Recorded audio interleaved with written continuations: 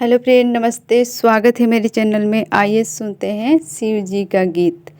कहवा से आवे शिव भोला त भंगिया गाम गम के हो।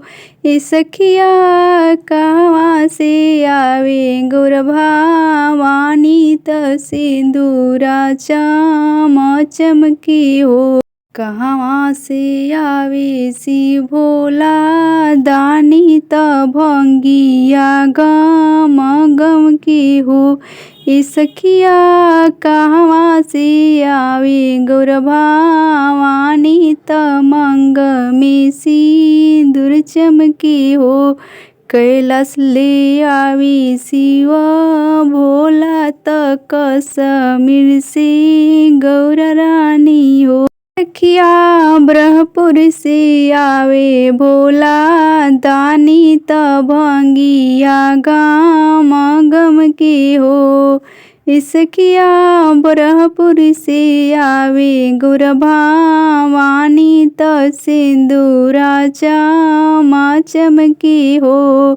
कथी चढ़ी आवे शिव भोला त भंगिया गाम गम के हो।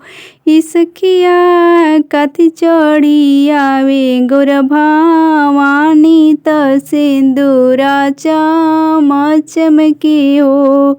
बसहा चढ़ल भोला दानी त शेरावा पर गौर रानी हो। सखिया बसहा चढ़ल भोला दानी त भंगिया गाम गम के हो।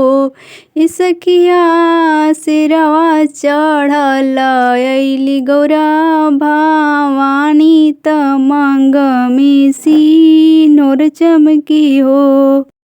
बैठबो भोला दानी त भंगिया गाम गम के हो। सखिया कहवा बैठबो गौर भवानी त सिंदूरा चम चमके हो। सखिया कहवा बैठबो गौर भवानी त सिंदूरा चम चमके हो।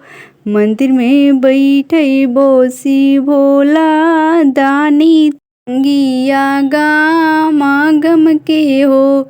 सखिया साथ में बैठबो गौर भवानी त सिंदूरा चम चमके हो। सखिया साथ में बैठबो गौर भवानी त मांग में सिंदूर चमके हो।